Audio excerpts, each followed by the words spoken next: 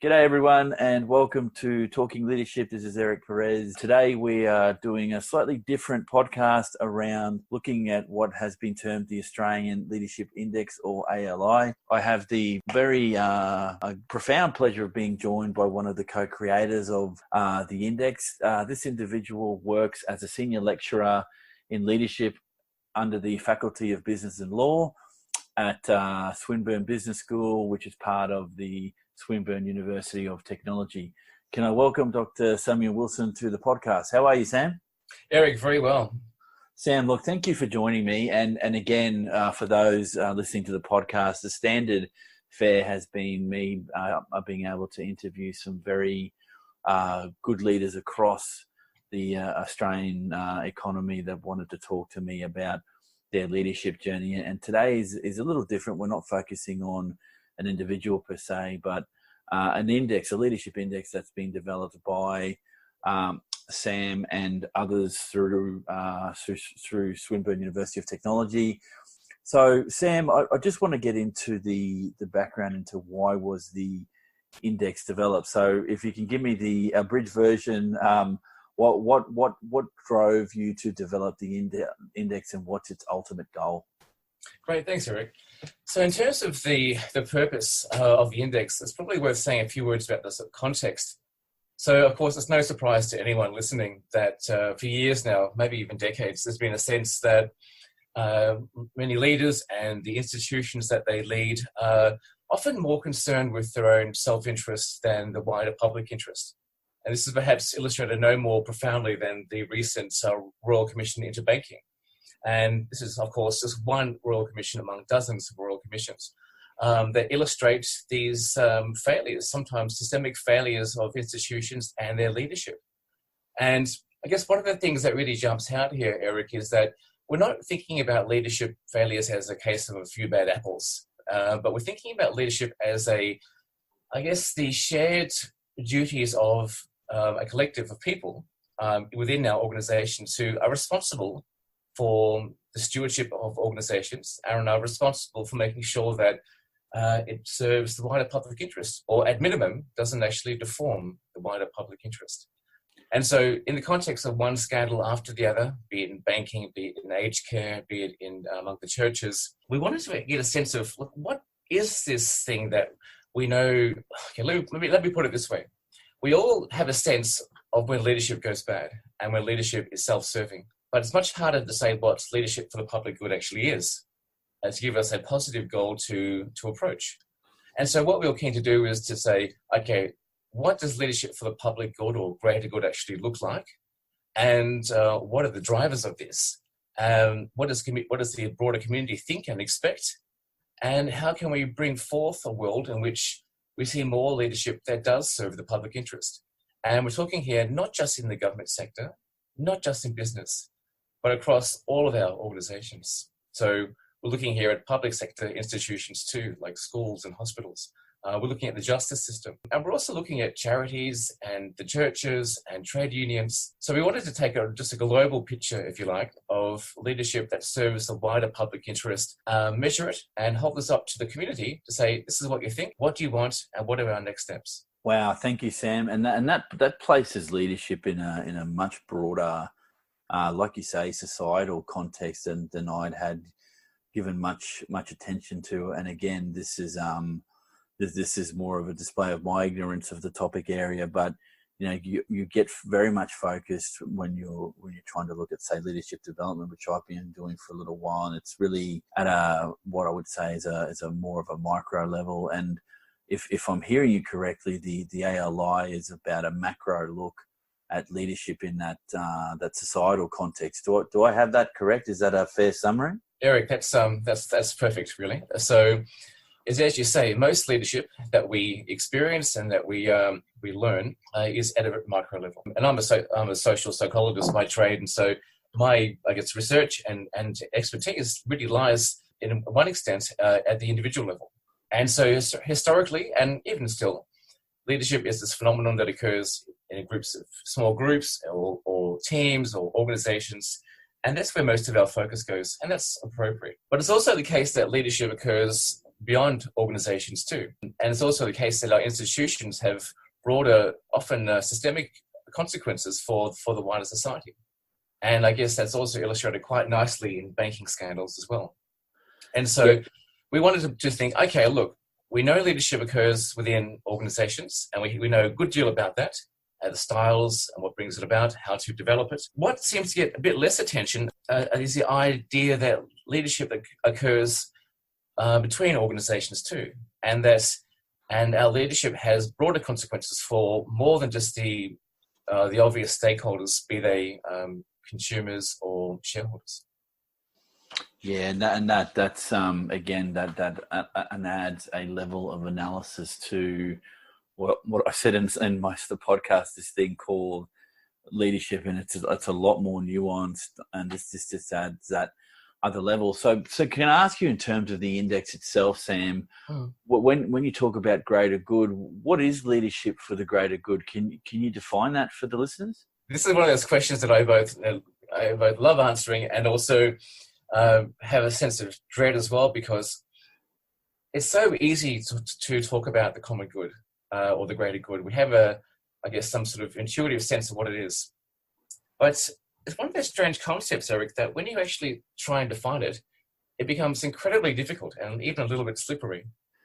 So immediately questions are raised about, well, for whose good is this common good? Where do you draw the boundaries? Is it the good of my community, for example, my organization, my nation?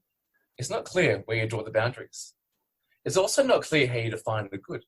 So historically, and of course these are old questions, historically people have thought about the greater good being served by security, or by happiness, for example, or by any number of different types of virtues. We wanted to try and sidestep some of this complexity because it becomes very academic, and we wanted to sort of think about, what do lay people think about this broader type of leadership that serves the broader public interest?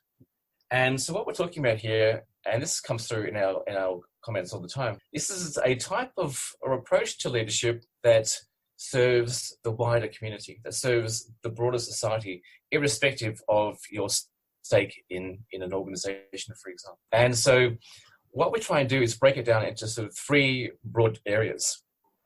So we break it down in terms of, the first area is, what are the types of value, if you like, that institutions try and create? And we break it down into three obvious types that we talk about quite frequently. So we look here at social value and economic value and environmental value. But we're also concerned about, well, for whom is value created? So is it created, for example, for just one group of people or one group of stakeholders? Or is it created for the broader society? So here we take into account distal stakeholders, people who have perhaps no obvious stake in something, but who are nevertheless affected by our action. And finally, we have the idea of how is value created. And here we look at notions of ethical standards and transparency and accountability. And when we actually run some analyses, we find that this question of how value is created, so how ethical are you? How accountable are you for your actions?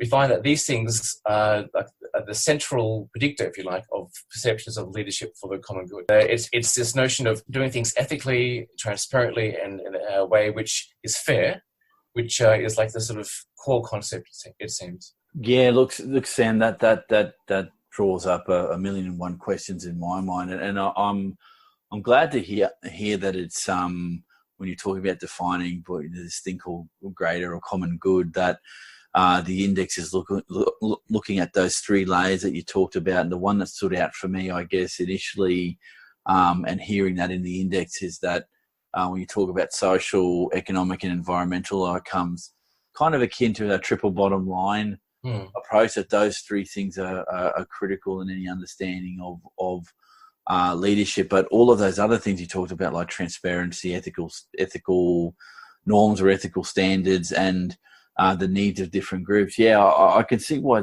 there would be some not just some small interest, but some big interest in this. So, but I guess it could also be viewed as a threat in some organisational settings. And I'm not saying that organisations are out there actively to try and do the wrong thing by the societal good. But the fact that we've had, and you mentioned it, and I think it's a very good one to mention, the Banking Royal Commission, that this institution, it's not a government institution, it's not a not-for-profit institution. These institutions that we come to rely on for a lot of what we do on a daily basis. So you've got bank accounts with banks, you've got borrowings with institutions, be they banks or other types of financial institutions, that you kind of assume that they're going to do right by you until someone points out that they're not. And it's funny that we take, it's almost like we take this leadership issue sometimes as a given, that leadership will always equal a good form of leadership, not something that could end up being dysfunctional, if you take my meaning. Yes, indeed. Yeah. So it's, I think you're right. And this even relates to terms like responsibility, for example. So we spoke to some people in different sectors about what leadership for the common good looks like and what responsible leadership looks like. And some folks pointed out that, well, leadership should be responsible. And so if it's not responsible, it's not really leadership. So to your point about functionality versus dysfunctional leadership, you're right. There is a positive sense to it. It's functional. It should be broadly responsible. It should be broadly ethical. And when there are failures there, that's when it looks like leadership hasn't occurred. One of the things that I guess that comes to mind for me is from a potentially an uninformed public, or those that don't question these things about the institutions that they deal with. I think it's a mix of being naive to the potential influence that some of these institutions have on your life. And again, if the leadership in those institutions goes awry, it can have impacts on you. But it's also, I think people need to get schooled up as well and understand that these organisations do owe you and your kin and the broader community to act in ways that are transparent and open, and leave themselves open to those accountability type questions. Look, it's this, for those listeners that haven't encountered the index, I would suggest that you go in and have a look and understand that the nuance of what Sam is trying to convey here. But more on a numbers side. So how many organisations, not people, maybe individuals or organisations or both, have used the index, and how big is the data set going at the moment, Sam? Yeah, thanks, Eric. So I'll address the probably the second question there. So we sample. The purpose of this index is to measure community perception. So what we don't go out and do is focus on people who have formal roles of authority, or we don't focus on organisations, although the people we sample, just the general public, of course, work in organisations as well. So what we do is each quarter, so in March, June, September and December each year, we basically survey 1,000 people across the country. So all states, genders, ages, income, all those things. And we ask them a series of questions about leadership in 4 different types of institutions. So what we do is that we ask people to think about, or maybe I'll give you a sense of the process. To warm people up, we ask them first to express in their own words, what do they mean by, or how do they understand the concept of the common good or the public good? These terms are used sort of fairly interchangeably. And then we ask them to think about, well, okay, given this, what does leadership for the greater good look like? And so people are beginning to sort of think about these concepts. And then we ask them to think about, or to rate rather, 4 different institutions. One from the government sector, one from the private sector, one from the public sector, and one from the not-for-profit sector. And so we have 12 institutions across these 4 sectors. So, for example, if you were to do the survey, you might be asked to rate local government, maybe a charity, a small business, and the justice sector, by which we mean courts and police. Yep. And we basically ask you to say, look, to give us a sense of how you perceive leadership overall in these institutions, but also how do you perceive their, say, accountability and transparency and ethical standards? And we do this for a whole bunch of items. And we ask them also, now, what do you expect these institutions to do in terms of how accountable they should be and how ethical and so forth? And so when we do this across our entire sample. We basically have 1,000 people who are rating these 12 institutions. And what we do then is we then report back on the institutional ratings, and then we aggregate at the sector level. And we also give overall results for all organizations when we aggregate across them all. And so what we show here is three things. We show the perceived state of leadership for the common good or public good for the quarter. We show perceptions and expectations about ethics and accountability and sort of value they should be focusing on. And we also show the types of things that predict perceptions of leadership for the greater good.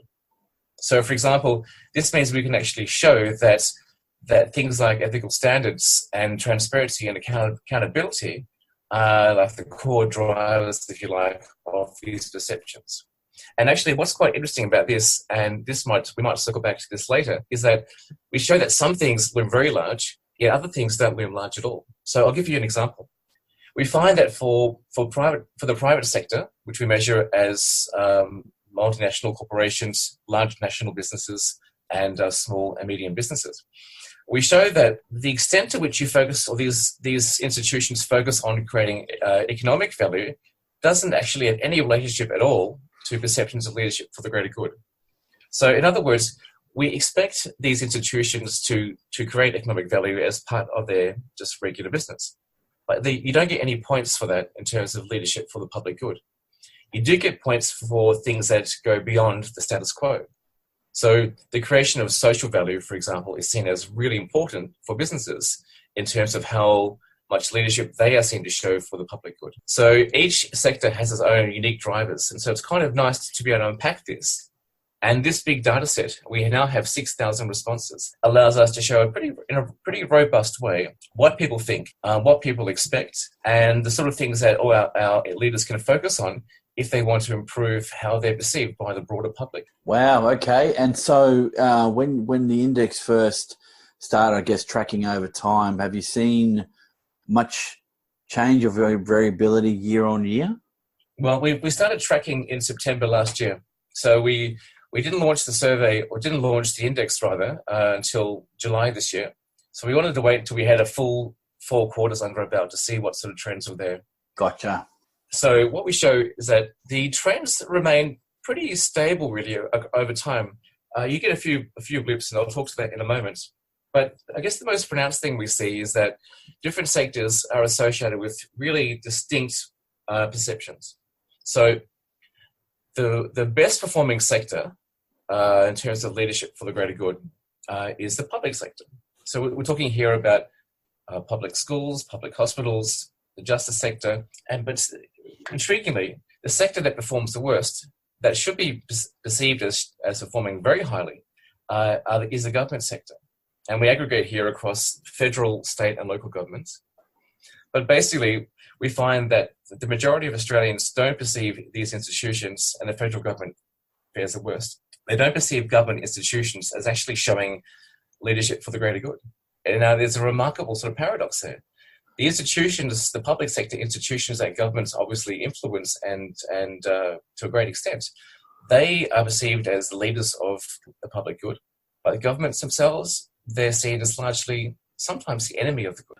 That does sound a bit counterintuitive. However, when I guess, and all of us will have different experiences of this, Sam, but I've met people in my travels, and in my 9-to-5 job, politics is writ large for me. It's quite a intricate part of what I do. And when I hear my members talking about the political system or politicians themselves, they say, look, we all vote for X, Y, Z, but we don't trust a politician of any stripe, or we only trust a politician of a particular stripe. And that in some ways it rings true, but in other ways it's quite a negative finding if you're in that sector, to say that, you know, the people that are leading the country aren't necessarily I don't know if trusted is the right word, or at least perceived to be working for the greater good. That should be of concern, I guess.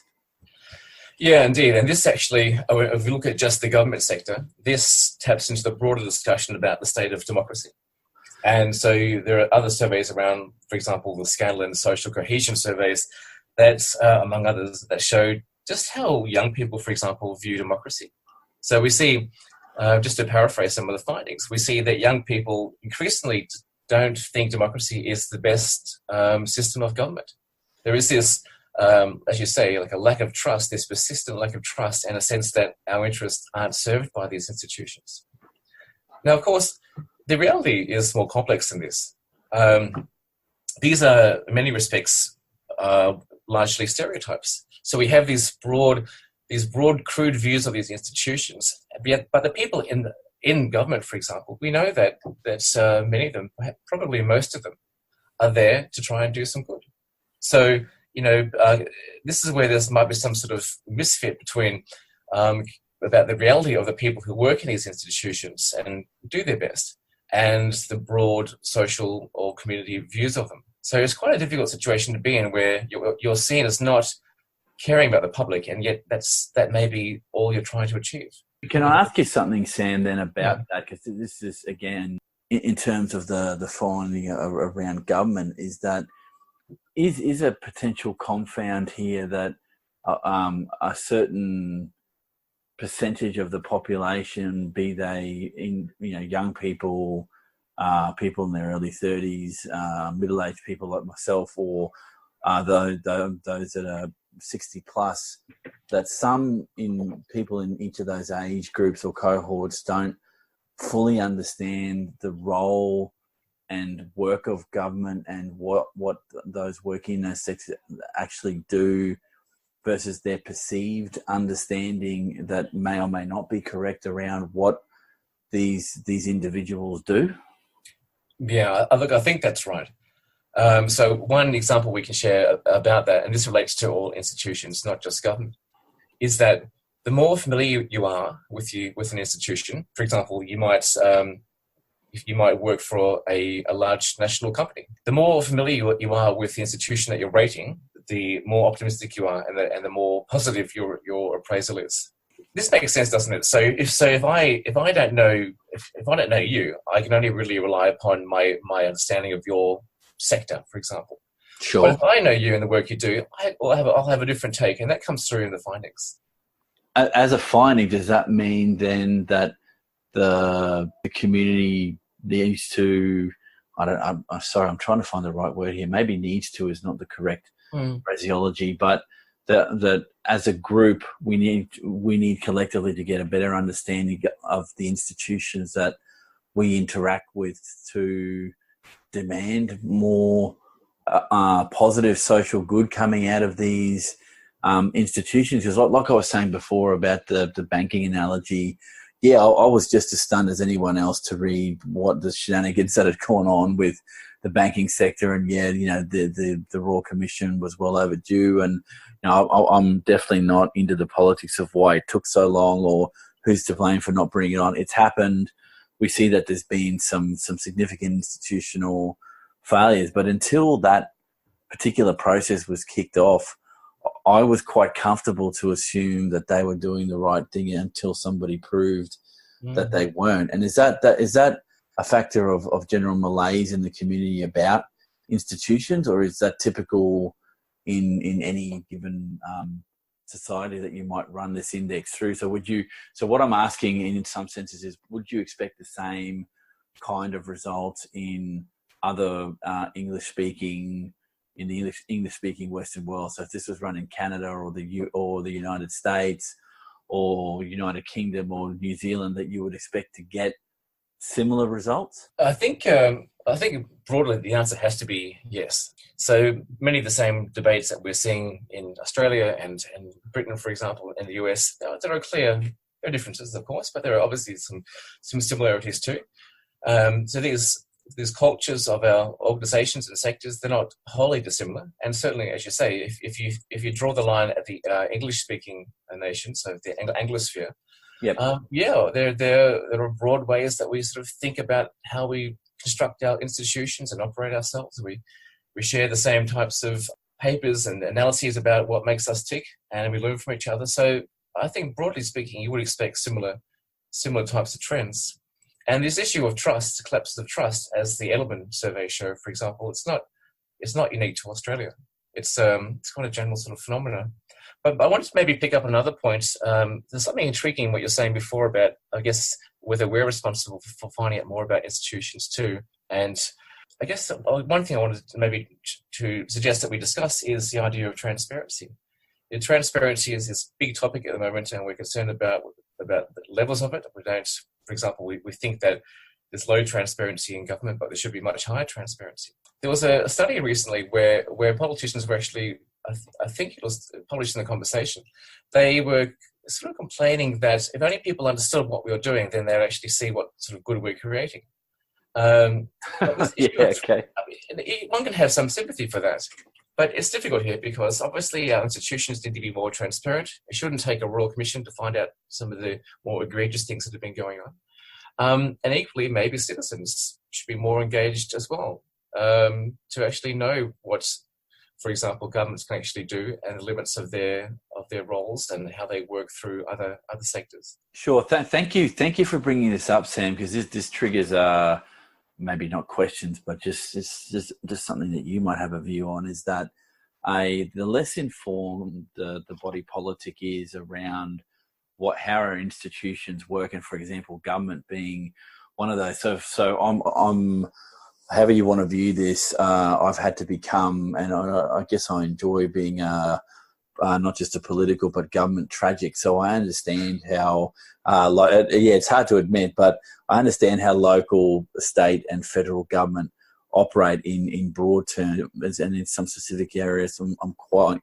versed in how these different levels of government operate, but I've needed to become more aware and cognizant of how they function, because that's the space and the world that I work in. And when I looked back at got me to that level of interest, it was never something that was sparked through school or primary or secondary school. And I think in terms of educating the community around what is the function of government, I don't think it exists to the degree that it needs to get a better informed community around what governments do, let alone what the politicians do in that space. So that delineation between here is the function of government, and government can, when you use the term government, that can be a vexed thing. When some people say government, they really mean politicians.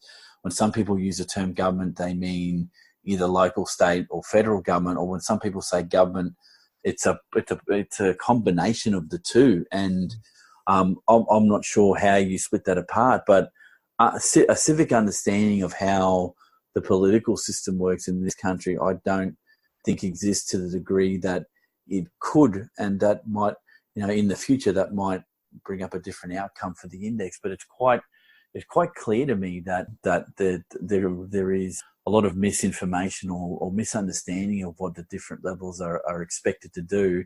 And then getting back to that issue that you talked about, which I think is a critical one for leadership, is talking about transparency, and to what extent do each of these levels of government need to be transparent to the community, and how do we ensure that the mechanisms that govern these things allow that to happen? Because if as you say, and I have no reason to dispute the findings of the index, that people find that government is the least, potentially provides the least public good or common good, which is not a great outcome, is what is government doing to communicate with the community at large, that here are the ways that you can keep us accountable, other than the standard, well, every 3 or 4 years you get a chance to go to the ballot box and pick who you want in. I think that's a bit of a crass way to think about it, but that's how some people view it, that you get one chance every couple of years to vote your pleasure or displeasure, and you bring another group in and hopefully they do better.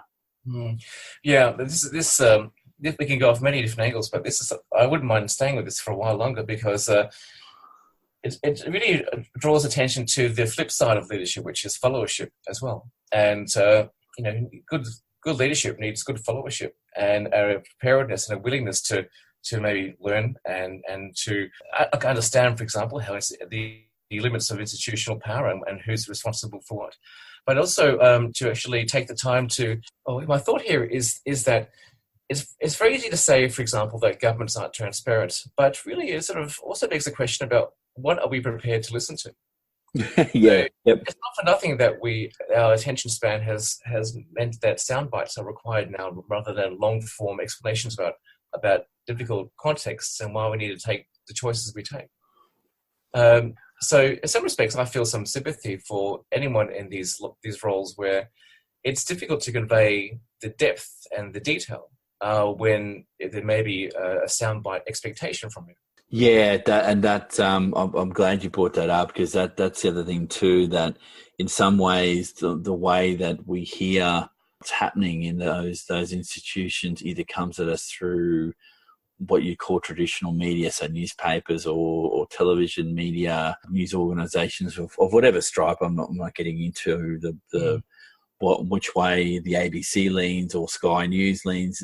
They all bring their own perspectives to the news around these institutions. But I think where it gets really cloudy and makes it difficult to have these conversations is social media, because now everyone has the platform to say whatever outrageous thing they want to say about whatever institution without getting into the nuanced discussions around why these institutions do what they do, let alone the leadership functions of these institutions. Because I think something that escapes people's attention when they go to vote, and I don't think it's done consciously, is that we are in effect being asked to choose our leaders from amongst a group of people that are civic-minded enough to put their hand up and go, yeah, I'd like to give it a go and try and do better for my community. I think there's something wonderfully positive about that someone is prepared to do that. But it's what happens once that person, whether he or she then gets elected, what changes in that process or in that system to get the kind of result that you got out of this index. And I mean, yes, people will say to me, well, the index is only one way to measure this, and maybe there are other measures that come out more positive. But I think these discussions aren't often had enough. And it does bring again back to this thing about, how transparent can you make someone when they're part of the system. Now, all government agencies, whether it's local, state or federal, have systems to hold people to account, but there's also things like, when you hear people say, well, we should demand their email trails, or we need to get into their life as much as we can to find out just how good or bad the person was, that there's a degree of, hey, people also deserve the right to have their information protected. And I can understand why there are privacy laws in place to help us, to moderate some of the backlash that people feel that government owes them an explanation for what they do, why they do what they do. And I'm again very interested in that we have something like this instrument to help us at least flesh out these conversations. So the next question that comes to mind with the index in a longer term sense was part of the rationale for designing the index to get longitudinal data, say over the next 5 to 10 years, to really get a better fix on this idea about the greater good in that leadership context? Was that one of the longer term goals, Sam? Yeah, that's right. So we want to actually create a baseline to have a I guess sustained sense of what the community actually thinks about this. And in some respects, we're only really at the beginning of the conversation about the greater good. And in fact, these ideas, you could actually say they don't have as much currency now as they once had, or they might have in the future. So we wanted to do a couple of things here. We wanted some robust measure, and that means having big nationally representative samples, which we do. We also wanted a measure that actually was able to take multiple snapshots over time. So, for example, if we were to just measure the Australians' opinions once, there's no sort of sense then that whether these views that were actually stable. So there may be some big event, for example, that has led to a particular result. So I'll give you an example. In the wake of the federal election, the federal government got a bit of a bump. They were still seen on the whole as not serving the public interest, but they were seen as, they certainly improved after the election. The government's now gone, the federal government that is, has now dropped back to where it was before the election. So by taking these multiple snapshots, we're able to at least take into account events that we haven't foreseen or that occurred before or after the data collection. Another thing, though, is just to begin to have the conversation, Eric, about what the public interest actually means, because it really isn't obvious. It also isn't obvious about what it means for our expectations of leaders, but also what it means for ourselves. And so we wanted to have this as a conversation starter. We're under no illusions about how much influence a single measure can actually have. Sure. But sorry, Eric, what were you saying? Oh no, I'm saying sure. Yeah, no, I can understand that the index is one of potentially many measures that are out there. But I guess we have to start somewhere. And I'm glad you used the term baseline, because that oftentimes when we're trying to get a better understanding of whatever the phenomenon is, that we really don't have a baseline to work on. What does this thing look like? What does a basic level of this issue look like at any given point in time? So the fact that you're trying to create that is quite a good thing. And yeah, if you're saying that the index is in its infancy, then yeah, we've got lots of data to collect and more conversations to be had, which is great. Yeah, that's right. And this baseline is important for context. So it's not clear what level of trust we should have in businesses, for example, or should have in politicians. And without sort of resorting to sort of ethics to public opinion, you do need this broad sweep of time to actually have a sense of what the answer could be. So, for example, the ANU Australian election study came out just last week, I think it was. And one of the results was that trust is at a lower point than it's ever been since the inception of this study. And there were decades of data there to actually refer back to. Now, that's important because it's not really clear how you should calibrate what you expect. And of course, that expected standard is important in terms of what you try and aim for. So, of course, leadership for the greater good is very difficult, and it's hard to agree on what it is and what it looks like at any given moment. So we really do need this broader context in order to make some wise judgments about what's reasonable from both sides, from leadership, but also from followers' point of view. And what should we aim for in the context of our prevailing grand challenges?